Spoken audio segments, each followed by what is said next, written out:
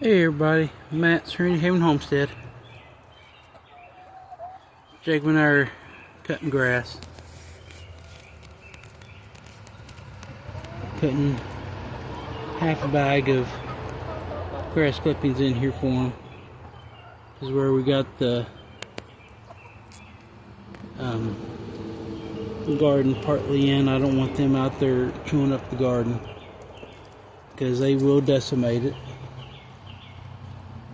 But got them in here that way they can eat it, scratch it, do their thing. In time, probably this fall or next spring, I'll come in, we'll dig all this out again. Up underneath there is already built up about 3-4 inches from when I had it dug out from last year or last spring.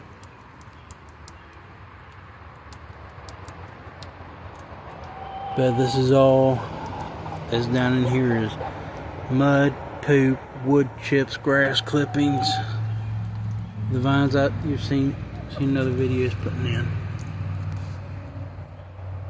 They enjoy it. They lay eggs.